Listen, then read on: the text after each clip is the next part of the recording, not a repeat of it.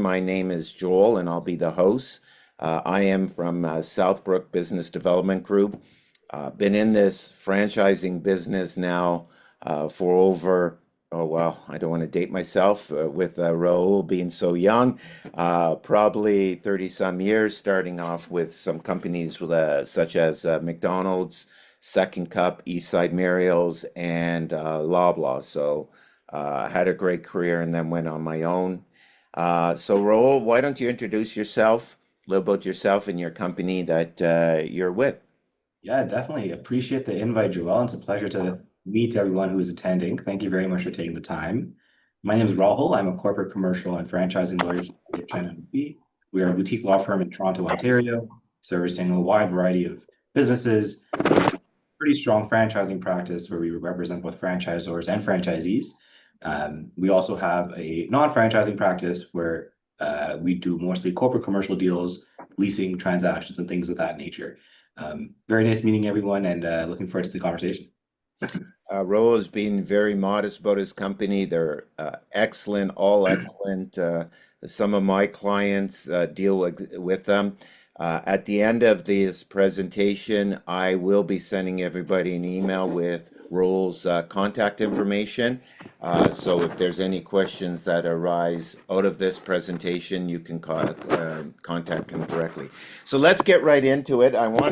The topic was the truth about franchise disclosure documents. You'll hear us talk, just so you know, the audience, you'll hear us talk saying FDD. It's a lot simpler than saying every time franchise disclosure document, and that's what people know. I want the FDD. So let's start here. What is this FDD? And explain a little bit what that is and what the Arthur Wishart Act, so that the people can understand it.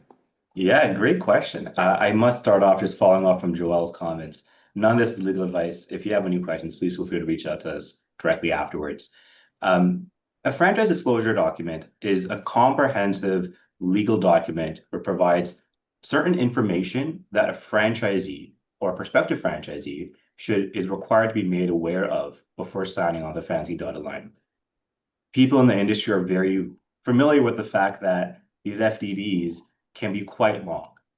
The shortest version, if I can call it short, I've seen is 150 pages. The longest I've seen is 1,000+ pages. So it's quite detailed.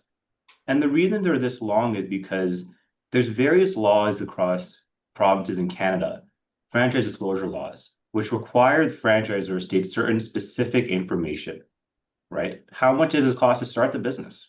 How much does it cost to operate the business? What documents do you have to enter into to become a franchisee?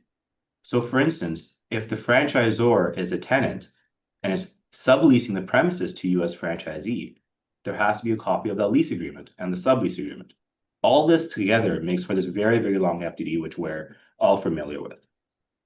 So, because you are required to know all of it and understand all of it, it's important to have a franchisor. But the main thing to take away from this is the franchise agreement is a schedule to the FDD. It's the most kind of pertinent, relevant agreement that you'll sign. We'll sign some ancillary documents as well, but the franchise agreement will have a comprehensive overview as to what the term of the relationship is, how we can get out of that relationship, what are some of the additional considerations. For instance, can you open up a competing business or not, and things of that nature.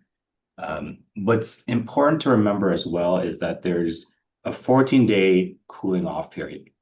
So if I'm a franchisor and Joel wants to be my franchisee, I cannot make Joel sign anything for at least 14 days after he receives a complete FDD. And this is to ensure that he understands what he's getting himself into. He has to understand that really, really large FDD and what's in it and how it impacts his business. He needs time to do it, retain proper counsel and advisors. So that's the reason for the 14 days. The Arthur Wishart Act is Ontario's version of the franchise disclosure law. The various disclosure laws across the provinces in Canada are more or less the same. There are very small differences, and I'm sure we'll get into that later on in the presentation. But it is how Ontario requires franchisors to disclose in this province. Excellent, excellent. So you brought up that, why, maybe before we go on to that, why does I guess you explained it a little bit, but do you know how it came to about, why it was brought into the system? And is this a North American or is this just a Canadian law that's out there? Yeah, great question. If you take a step back from franchising, you'll notice that entering into a franchise as a franchisee has very significant implications on your personal life, your livelihood, where you make how you make money, and all these things. There's been a historical power imbalance between franchisors and franchisees, where franchisors can require quite a bit of kind of involvement and participation from franchisees. Um, in as a result, there to address this power imbalance, what provinces have done is say, hey, franchisees have to know what they're getting themselves into, like I mentioned a second ago. Canada, Ontario, they're not unique to this.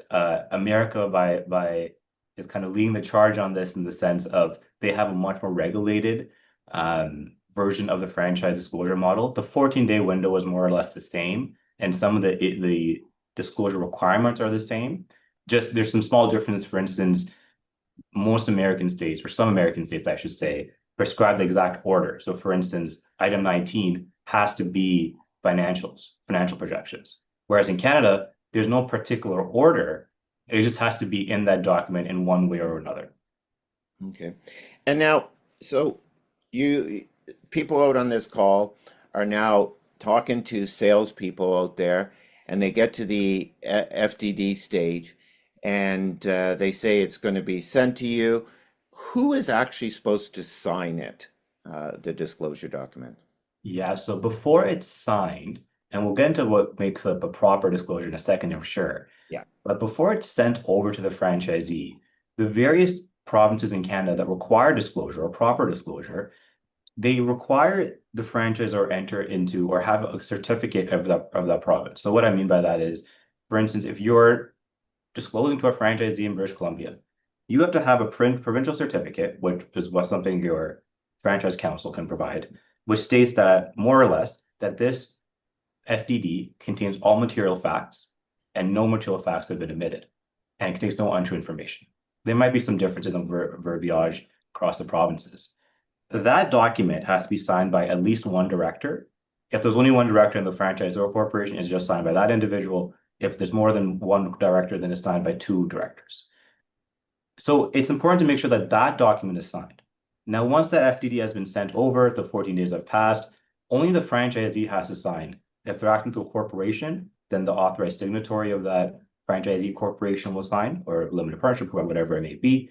If you're acting in your personal name, and if you're not incorporating, you're doing it personally, you will sign in your personal capacity. Just Rahul Gupta will sign on above the dotted line.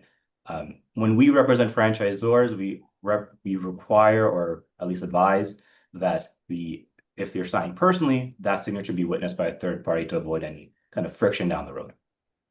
Yeah, and I know that some franchisors want a numbered company prior, the minute that they release the FDD, they want an incorporation and also a personal signature. And some just want it personally and then they'll get it. Is there any reason why some of the franchisors ask for that at that stage? If they're requiring corporation, well, it might just be a part of their sales process. Yeah. But the reason why you might be asked to provide articles of incorporation, which is some constant documentation of your organization, is so the franchisor actually knows who they're talking to. It's very easy to hide behind a shell, and the franchisor is completely unaware of who they are. If you say, "Hey, I'm the only director and officer and shareholder of this corporation," but really you have, for instance, seven other people, franchisors should probably be made aware of those. And the reason for that is, well, one really, really big reason is oftentimes there has to be at least one personal guarantor, which means if franchisee is 123 Ontario Inc. and they stop paying their royalties, the franchisor needs to be able to go after the humans to make themselves whole for any arrears or other amounts owing.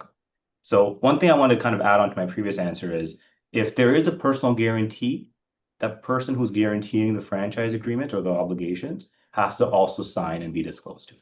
Excellent. And now, and we'll move on, but what I know that all provinces, not always have a disclosure document, and I know that it's getting less and less, but there's still a couple. I know that some franchisors disclose anyways, um, even though there's not a disclosure law in that province. Is there any reason why they do that?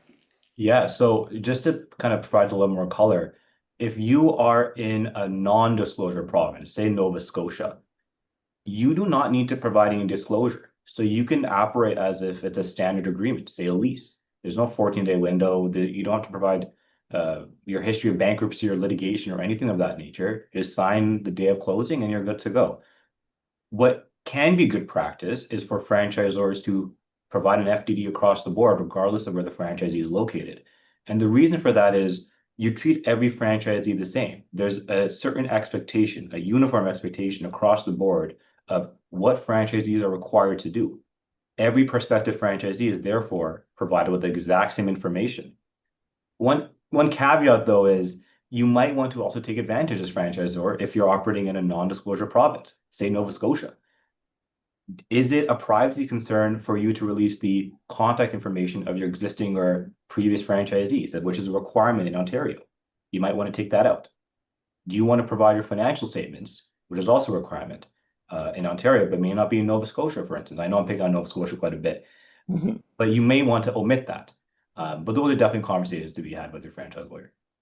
So, which brings us, I had a question, FDD, someone wrote down FDD, head lease, sublease, anything else you receive to begin with the 14 days, and you talked about it.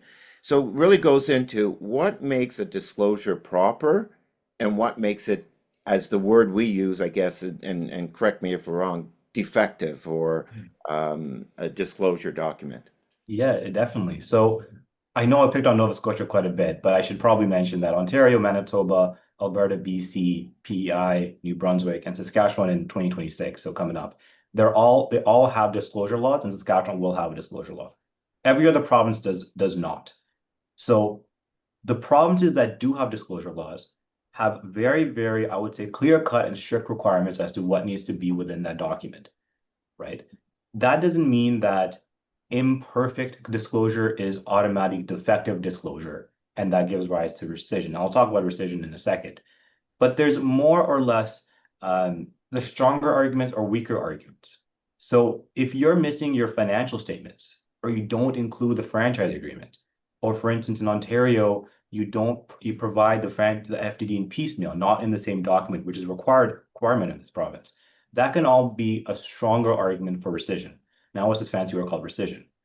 Rescission is this contractual remedy that courts and the statute, the Arthur Wishart Act provides, where if a franchisee receives a defective disclosure, improper disclosure, the 14 days are not respected, and we always do 16 days, just one at the front, one at the end, just to be super safe.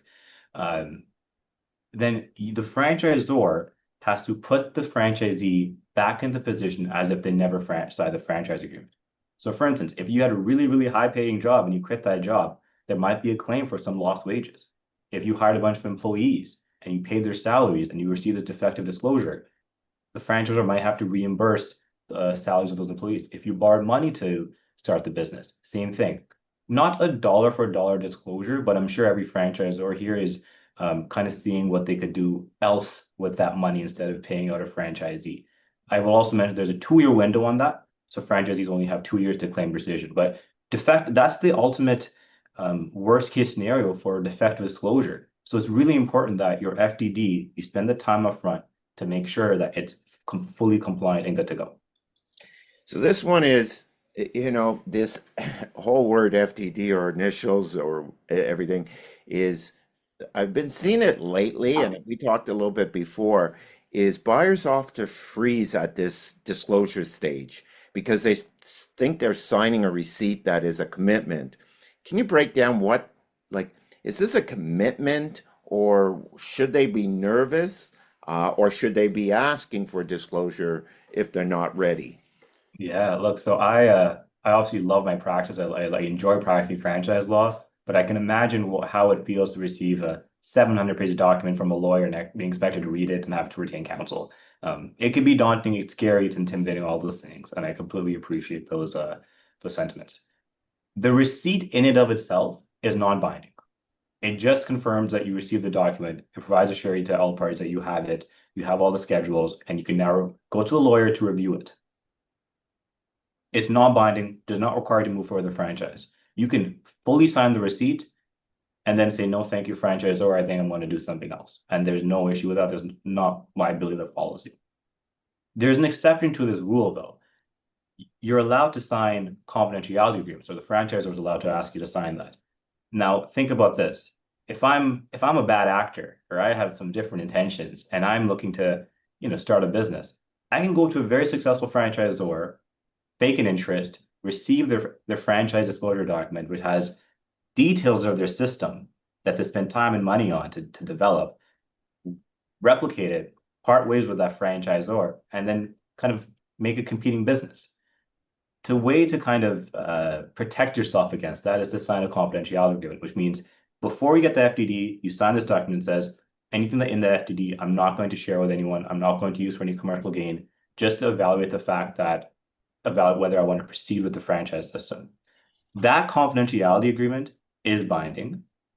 You're still not obligated to proceed with the franchise system. So you can sign both receipt, confidentiality agreement, and still say, I don't want to proceed.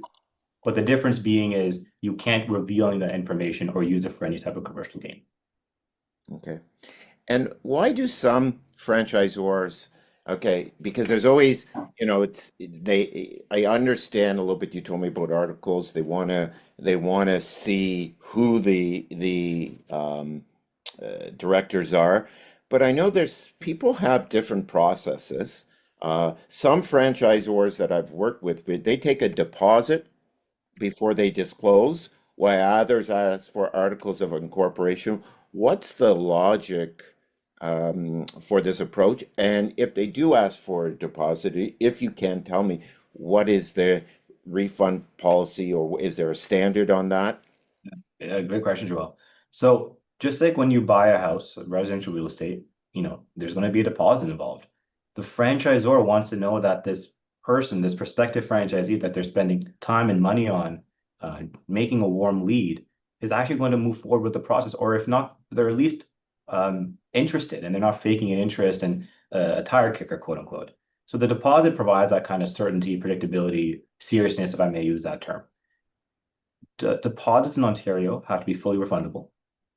There's actually a limit as to what the deposit amount can be. 20% of the franchise fee is the max, to a max of $100,000. So if a franchisor, a big franchisor comes up to you and says, you have to provide a $300,000 deposit, nope, that's against the law. If it's 21%, if I can stretch it, that you don't have to comply with that. And if you don't want to proceed, you get your money back. And that's the biggest point. So I know that people, just maybe I'm just adding a comment, is people think that the franchisor is being greedy because they're money conscious.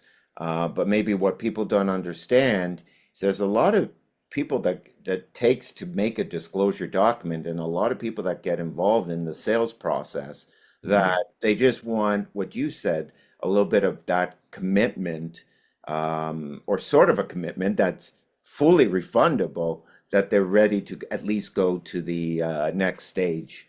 Uh, Yeah.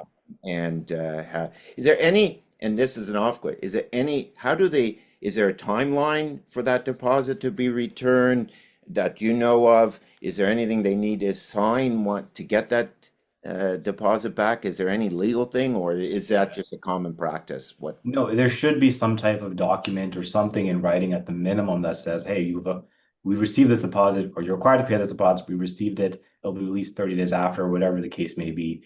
Obviously, there's not a argument to be made that, hey, if it takes 15 days versus 30 days, it's not the end of the world.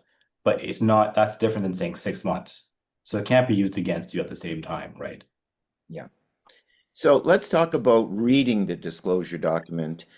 Um, what should they read first? Realistically, what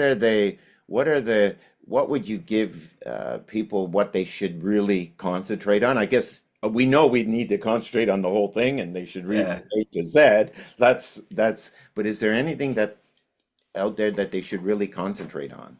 exactly that, the whole thing. I'm just Yeah. kidding. It's a very large argument. That's a job for your franchisor to read the whole thing. A good place to start is the disclaimers, right? They might seem boilerplate, but some of them are required by law to be in there, and they're there for a reason. One of the biggest ones is, hey, there's no guarantee you make money off this thing, if I could speak so casually. Um, it's franchising with all the disclosure that's there and all the regulation that's there is still a business. You still carry business risk. You can still lose money off a franchise system, or you may not make as much as you wanted to. You may be required to put more time in than you originally expected. So just keep on the back of your head that the disclosures provide some important information and provide a better, paint a better picture, if I can say that. Another place I would like to spend some time on is a table of costs. So as I mentioned at the beginning of our conversation, franchisors are required to provide a couple tables outlining first, how much money does it take to get this thing started? What does it take, for instance, with all these things added up? And that would probably be a big number if, for instance, you're entering into a restaurant franchise system because you have to buy all this fancy equipment.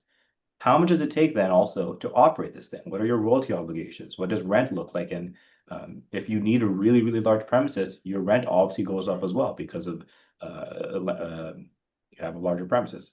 So those are a couple things to keep in mind of. But also, what happens if you don't like it and you want to get out? What's your escape button? What's your escape clause? Is it an overly arduous process to terminate? Do you have any termination rights?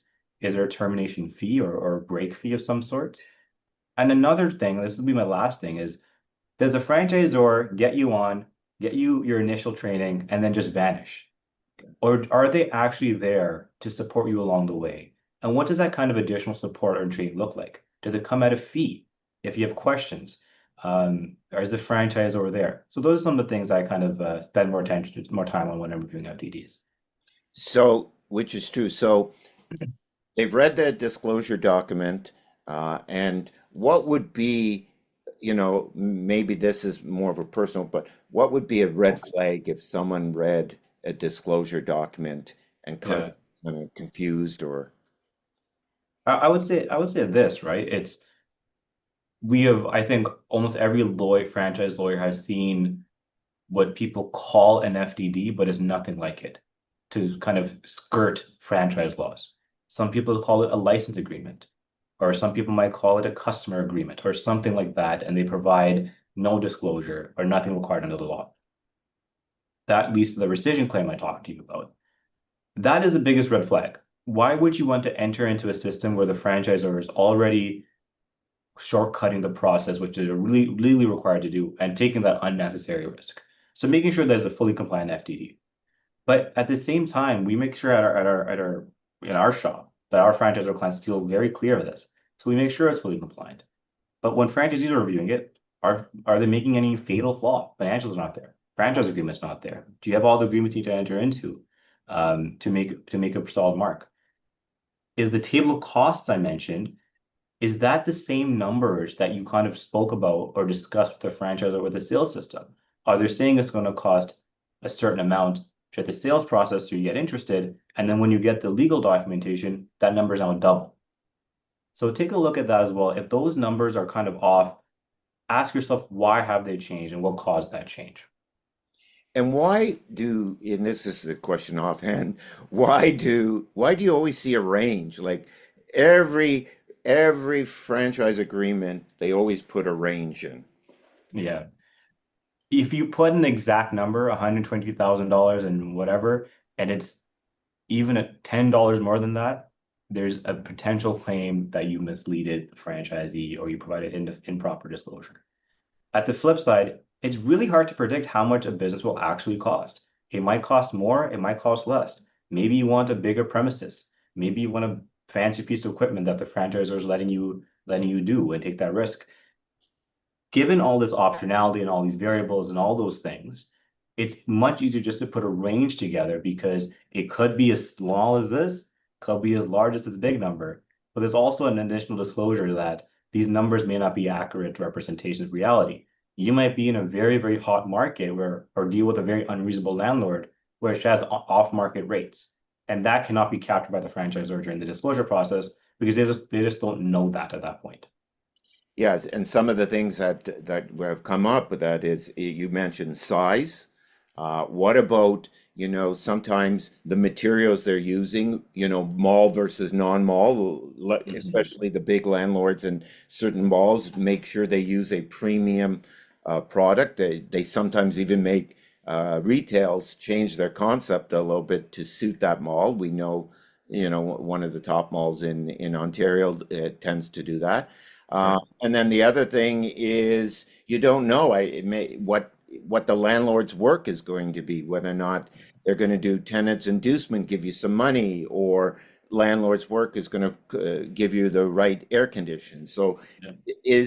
are the franchisors building into that type of things into the the the range?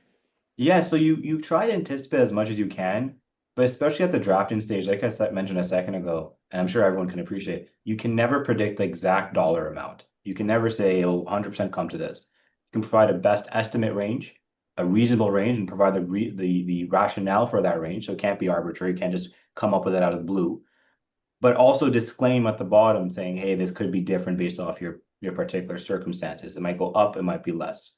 So that way franchisors know that this is just a reasonable estimate, but by no way is it prescriptive. So this question comes up a lot. I get a call, hi, how are you? Great. Can I see performas from existing franchisee? Can you please give me, we're going to be on Main in Ontario or BC, because I have some BC calls, people on here. And I want to know what projections you can give me. Why are franchisors not allowed to give this information because it would make it easy, Sure. whether it's a good story or a bad story in their group of stores they have. Yeah, sure. Great question. I think it's always interesting when you try to enter into a business or invest the money and you just don't know how much money you're going to make off of that thing. So it's kind of a turn off, if I can say so. You're allowed to give him financial projections. You can say, hey, you can make $1 million a year off this, just to give a number. You have to provide kind of qualifying information. Where is that number coming from? What reasonable basis did you use to come up with that $1 million a year? And where can the franchisee find this information if they want to study it themselves? Now, you said the term cannot, and I think in the industry practices, you really, really should not to the point that you cannot. And the reason is if your franchisee, if you said you can make $1 million a year and your franchisee made, for instance, 750, there might be a claim that you misled the franchisee because they didn't reach that target. So instead, if for at least more mature systems and mature brands, what you can say is, hey, top 25 percentile of our franchisees or their performance is X amount. Medium 50 is X amount, and the bottom 25 is X amount. And you can back that up with very, very like with POS systems, actual data that you're not saying you're going to make this much, just saying this is how much people have made in the past.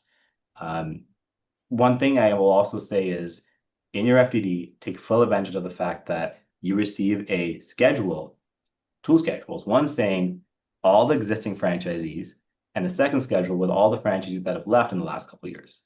Take advantage of that. Speak to those people. Speak to every single one. Discriminate based off of geography. If you're looking for a suburban territory, don't the financials or the things that the downtown franchisee may not be as relevant, right? But speak to as many people as you can and ask them what do financials look like? How does this kind of work in a day-to-day basis? Yeah, so what you're saying is, because again, I've experienced different disclosures documents, is and maybe a fact or not a fact, and maybe you can correct me if I'm wrong, is 10 smaller franchisors may not have that data ready, Yeah. or they don't feel confident, not to hide something, but that their franchisees are reporting accurate enough to disclose that information, or they just don't want any trouble later on with giving the projections out there or the actuals, because I've seen in a few disclosure documents where you had the top quartile, the medium, and the bottom, and it has sales and profitability in or existing numbers. Yeah. I mean, another thing you should take full advantage of is the fact that you were obligated as franchisee to receive financial information of the franchisor. A junior brand, as you mentioned, may only has to provide an opening balance sheet if it's been less than a year. But at least over a year, you have access to how many royalties they made, where those royalties went, what type of expenditures did they make to grow the business, what did trading look like. Read that, have an accountant or a financial professional review that with you and kind of have a better picture of what are they do how much money are they making and where is that money going, so that can also paint a little bit of a picture to evaluate financial performance. Yeah, and all of them have to be in. And I know there's a rule that there's a certain amount of months after the year end that the franchisors have to or cannot franchise if their income statements or their financials aren't updated. Yeah, it's 180 days from the fiscal year end. You need to provide the last completed year's financials, so about 6 months or so. Yeah. And now you said maybe there's only one way. I guess you kind of answered the questions. If a franchisor doesn't give you earnings, how should they evaluate? And I think maybe you may have answered that by franchisees or the franchise financials. Yeah, so when you just to add on, speak with the franchisees. In a very, very easy way is obviously asking them questions, but ask if you can sit in their leased premises, sit in the business, see how much business comes in and out, how many people walk in. If it's a restaurant in downtown core and it's empty at lunchtime, and you're trying to buy a similar territory, you should be scratching your head. So there's many, many ways to still do your due diligence, but don't proceed until you're fully confident. So question comes up then is, and this is we see a lot of US brands coming into Canada lately. And you mentioned it earlier briefly, just mention it, section 19. Why do maybe explain that what that is because I do get comments myself. And then why do the US brand give that compared to Canada does not give that? So the American experience is a lot stricter and a lot more regulated than the Canadian one across the Canadian provinces. There are some states that are FDD states, some non-FDD states. I'm obviously not an American lawyer, so my comments will be limited here. But some states, for instance, will require you to publish your FDD for online viewing. So I can just go on the state's website and see, ABC franchising companies FDD. There's no such requirement in Canada. One additional kind of strict requirement is the fact that they have to provide financial projection and disclosure in item 19. It has to be the 19th item, not the 18th, not the 20th, not the 7th, the 19th.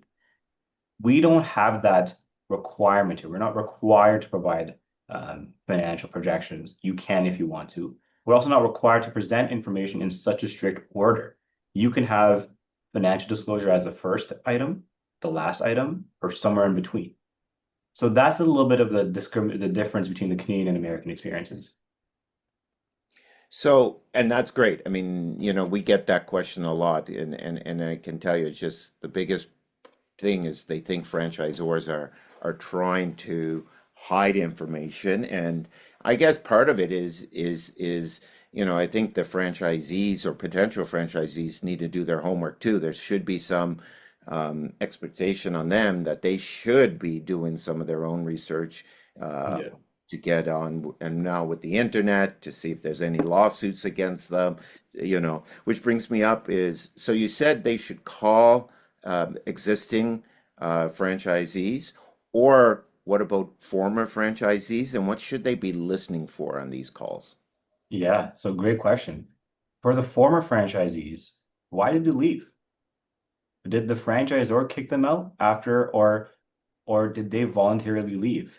Why did they voluntarily leave? Is it because they did not think that this franchise system was profitable? Did the franchisor mistreat them? Was there not enough training and support? What does a day-to-day look like? So if you're required to participate personally, which means the directors and officers of your franchisee corporation actually have to be involved in the business, are you working from 9 a.m. to or 2 a.m. or something crazy like that? Or what does the day-to-day look like? Try to paint as realistic of a picture as you can by speaking with either former franchisees or current franchisees as you can before you sign and pay any money. Because the only people that actually know what's like being a franchisee are the franchisees. Yeah, very good. Now, with it, one of the questions is people look at is what does territory protection really mean, and Yeah, in the disclosure document, and what should buyers look for? of course. Territory is the kind of bread and butter of franchising. It is a restricted area. So let me give an example. If I am buying into a franchise system and my franchisor tells me I have a 5 kilometer radius as my territory from King and Bay Street in Toronto, Ontario, that means the franchisor will not franchise or open up a corporate store within 5 kilometer radius of that intersection, King and Bay. That downtown core, that's an amazing territory. You pretty much have all of downtown. Now, to qualify that, there's usually, from what we see, there's usually kind of conditionality to that. That territory protection is only respected if you are in full compliance with the system. So if you owe a whole bunch of money as franchisee to the franchisor may be able to, and have a franchisor review your franchise agreement to tell you this, may be able to open up another franchise system in your territory. That's obviously a direct competitor, and that's different than what you negotiated for. So make sure you're aware of this. Now, at the same time, this does not say if I opened up a burger franchise in downtown Toronto that another burger system can't also open up. The franchisor has no obligation to protect against other systems. That's just competition. And we know there's sometimes, you mentioned the 5 kilometers is a lot. Some go by postal codes, and some don't even give territory rights out there. But Yep. maybe they're if and for those people that don't give territory rights, it's just see their practice of what they've done in the past. To say, okay, we have stores around that location I'm looking for, but I can see that the franchisor is not really trying to encroach them. Yeah. At the same time, another really good thing to look at is how can the territory change, if at all? So, for instance, if you have a very young brand, they might be very ambitious and eager to get franchisees out, and they might have given the entire city of Calgary to one franchisee. But either as Calgary grows in population or as the system grows, the franchisor might want to get a couple more franchisees in there to benefit from that population growth. Can the franchisor unilaterally change your territory? Is notice provided? What does that process look like? Because you don't want to have the entire city of Calgary and you're making a lot of money, and all of a sudden it's restricted to a third of Calgary. So Yeah. that's another important consideration.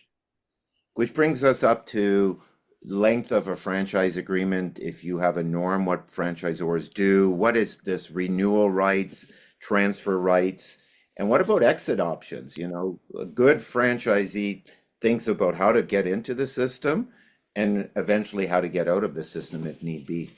Yeah, yeah. So there's no prescribed amount. You can have a 5-year term. You can have something called a 5+5 or a 10+5, which pretty much says, hey, your initial term is 5 years or 10 years, whatever the number is. At the end of those years, you might have a option to renew for another 5 years.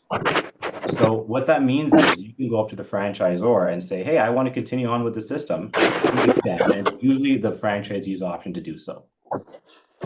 Check if there's any conditions to that. Does the franchisor have to redisclose to the franchisee? Is there renewal fees? What we have typically seen is 50% of the then current franchise fee. So what that means is if today I become a franchisee of ABC Inc. and it's $50,000 to become a franchisee, and I want to renew in 10 years, I'll pay 50% of the then current. So that franchise fee might have increased to $100,000, which means you're paying a little bit more to renew. Transfers is pretty much how you sell the business. So it's how you assign your rights to a separate party. There's also some conditionality that's pretty standard to find. Usually the franchisor has to consent, though the new franchise that's coming in has to be a good system for the business. There's usually a transfer fee involved too, and there's a range for that as well, so there's nothing prescriptive. And typically, at least some good practice can be, depending on the scenarios, is that the franchisor will redisclose to the incoming franchisee, so they know exactly what's going to happen with the system. Termination is a good question, right? Can you unilaterally terminate? We have not seen that broad rights being given to franchisees, and I think for good reason. You don't want, as franchisee to wake up and say, "No, here are the keys," without any recourse. Check if there's a break fee. Check if there is anything else. If there's any sort of conditionality. But usually, it does not operate as such. So, um, what does, that good fact. I mean, at the end of the day, people get nervous how to exit, and I get that all the time. And pretty well when someone's exiting, whether or not they're selling the business for the franchisor, it's a whole new process coming in. They have to be disclosed, they have to be go through the whole premises again. Um, what is the rule about whether or not a franchise um, has been sued and litigation? Does that need to go into a franchise agreement? And what factors should you look as a franchisee if there is a litigation in it? Yeah, no, there's definitely that requirement. So all litigation history against a franchisor has to be disclosed. If there is an employee relationship matter, so there's wrongful dismissal, it has to be in there. If there is a civil litigation matter, but not only is there a litigation disclosure requirement, bankruptcy or insolvency over the last 6 years. If the franchisor or its directors or general partners have been convicted of unfair business practices, if there's any administrative proceedings or anything of that nature. So it's pretty significant disclosure, and for good reason. If you come across the fact that there's a franchisor that has been sued a number of times for breaching franchise laws or has been convicted of breaching franchise laws, do you want to be in business with that person? Probably not. If there are active bankruptcy proceedings, is a franchisor going to be there 5, 10, 15, 20 years, which is probably the term of your franchise agreement, to provide support to still be able to franchise a system out to you? So these things should not be taken lightly, and definitely have a lawyer review that with them. So two questions is Mike, you kind of, I guess, stole my thunder. Is should you get a franchise lawyer on every case that you're reviewing disclosures or taking through the process? I think I wouldn't be doing my job if I said no. No, definitely have a franchise lawyer, and not just any lawyer. I think we all appreciate the fact that in the industry, we all appreciate how niche and regulated and kind of special franchising is. It's not just any normal commercial transaction. It is a franchise transaction. So having someone who has the experience and the focus to know what to look for, know what's usually done, know how to get out of certain situations, I think is very important. For franchisors, if you're looking to enforce a franchise agreement against a franchisee for their non-compliance, maybe you want someone who's done it a couple times before, at least, before retaining them. They just have that insight to be able to predict or have reasonable basis to see what's going to happen, what works, what doesn't work. And I also find having solid consultants like Southbrook or financial advisors also goes a long way. So having a kind of a nice team focused on franchising will just make your product life a little bit easier. Yeah, it's like anything. A commercial real estate really agent really, and it happens, shouldn't do or doesn't do hosts residential, and a residential real estate agent really don't understand commercial and vice versa. And it's almost, I always say is for sure go to a lawyer, but make sure the lawyer understands what's in the FDE, understands the rules, understands the business. So I rather see them go to a franchise lawyer, such as your company and yourself. So I feel comfortable that they're actually getting the right advice, which leads me into, or hopefully getting the right advice, but with your company, yes, is the franchise agreement negotiable? So theoretically, yes, the whole thing is negotiable. The reason I say theoretically is because it's a theoretical answer. When we act for franchisors, we want to negotiate as minimal as possible. because we're trying to establish a uniform system. A franchisee in the system is a franchisee. If you have individual side letter or side deals with each franchisee just to bring them on board, for one, why do you have to enter into such types of amendments to your system to get franchisees on? Are they not convinced? Or if word breaks out that this FDD is negotiable, franchisees talk to one another. So they might be able to score some concessions from you to get on. On the franchisee side, we want to make sure the franchisee is getting a fair shake. If they are entering into a younger brand, a junior brand, maybe a brand that's been less than 1 year in existence, we want to compensate the franchisee for being willing to take some enhanced risk. Some things we've been able to negotiate for instance, a 3-month royalty break. So for the first 3 months, there's no royalties payable, reinvest that money back into the business, get your feet on the ground. We've also been able to remove personal guarantees. So there's no requirement to have your house on the line, your personal vehicle, savings account, things like that, in case your franchise company doesn't do well. We've also had reduced fees for distant training. So there are some things, but for instance, if we are retained by a McDonald's franchisee and you're saying, I want a reduced royalty, that's a harder thing to persuade McDonald's for.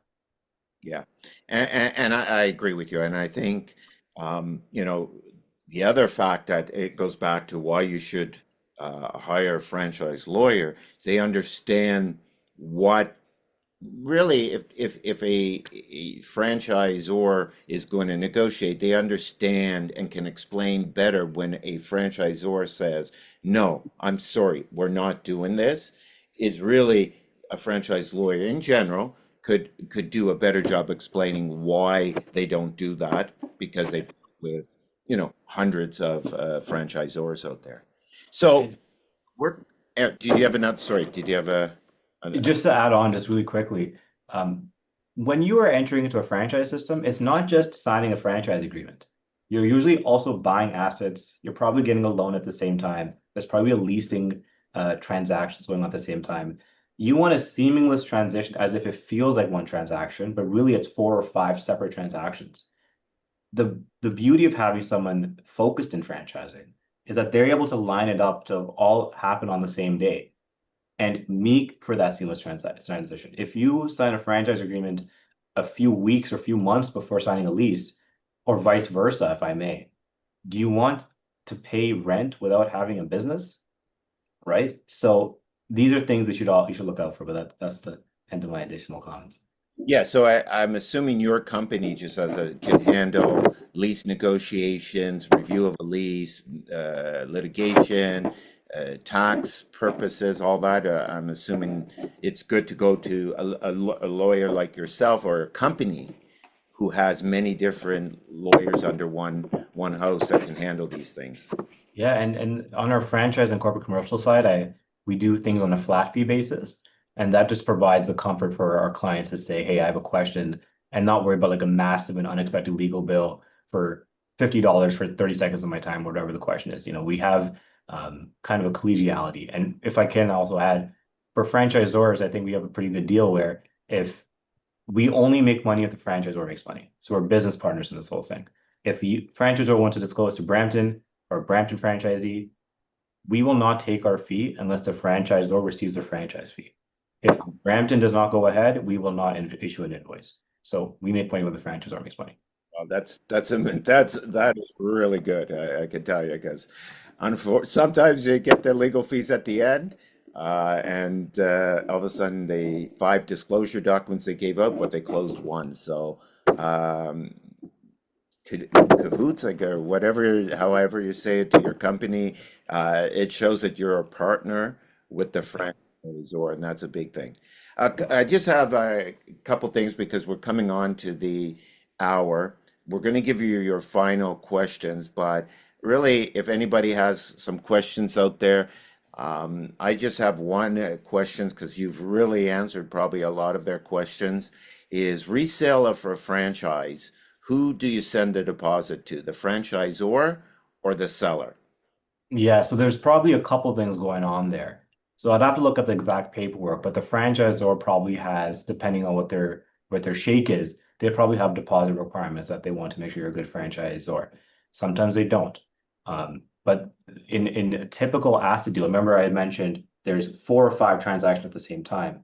If you have an asset deal or a share deal underlying that franchise transaction, there's probably a deposit requirement that goes to the seller or is held in trust by your agent until the transaction closes. Okay. Excellent. So final guidance. Eh, Quick question, and maybe I wouldn't know this answer. Is there a move to have one uniform disclosure across Canada? I think every province kind of has their own kind of flavor to it. For instance, Manitoba doesn't require the FDD be in one complete document. You can give it piecemeal, but Ontario does. Otherwise, the disclosure requirements are more or less the same, but I don't think you're going to see a carbon copy across the provinces. With the addition of Saskatchewan, I think it's a little nice to see franchise provinces take the regulation more seriously. But I think the major markets are already covered by Ontario, BC, Alberta. Excellent. Excellent. Thanks for that question that just came up. So, final guidance for buyers, what would be the one thing you want them to understand before signing? The disclosure laws there are not unnecessary red tape. It's for the franchisee's advantage. Take full advantage of all the disclosure provided to you. Read the litigation history, read the table of costs, and be fully comfortable before you proceed, given you have a pretty solid understanding, or at least I hope, of the franchise system. Try to reduce unexpected surprises or issues down the road by having that really, really strong understanding of the FDD. Another thing is, look, the 14 days is a minimum, not a maximum, right? If you need 21 days or a month or whatever the number is, take that time. There's no requirement to sign right away. Franchisors sometimes put pressure on franchisees by saying, "Oh, the territory is hot right now. Someone else might want it." But don't feel pressured if you're not ready to proceed. You don't want to be in a position where after you sign the dotted line and you pay a bunch of money to the franchisor, you realize it wasn't a good idea. On, yep. Well, do you have more? Or sorry. No. No, that's it. Very good advice. Now, on a franchisor, because I see on my list, I actually have a couple franchisors on this call. What would be the one thing that they must get right to avoid some legal trouble? Yeah, I think it comes down to kind of if we did take a step back. An FDD, the disclosure process overall, it's the sales document. It's part of your sales process. Your job as franchisor is to bring on franchisees and maintain them. So making sure that you have a very, very solid sales process and a very, very strong FDD it just reflects really, really well on your brand. If you have if you have a franchisee that's waiting to be disclosed and it's a warm lead and you don't retain a proper franchise lawyer or you try doing it yourself and guessing, they receive a defective FDD or they get a number of weeks late, that warm lead turns cold very fast. Ideally, what happens is you get a franchisor, or at least in our shop, franchisor spends the time up front getting the FDD compliant, making it as perfect as possible. So that way, when they have South Winnipeg, for instance, that wants an FDD, we can be disclosed tomorrow, the next business day, whatever the case may be. It makes it faster, reflects well on the brand, and it goes a long way and avoids legal trouble down the road. Excellent. And for both sides, what part of the process do people misunderstand the most? Yeah, I think it goes back to my comments of the franchise E. It's not unnecessary red tape. These laws are there for a reason. If you have to disclose significant parts of information, do it in a compliant way to reflect well on your brand. And on the franchisee side, take advantage of that, right? Have counsel that knows how to franchise. Any last comment?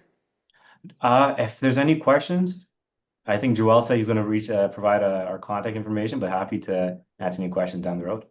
Yeah, and I will send an email to everybody with your contact information. Please reach out to Raul and his group. Excellent people. Dealt with them a lot, and a good firm out there. So happy holidays to everybody. I know this next week, I guess 1 week now, and offices will be shutting down. People will be down with their family. Thank you, Raul, Thank you. your assistance today, and take care, everybody. Thank you, everyone. Bye-bye.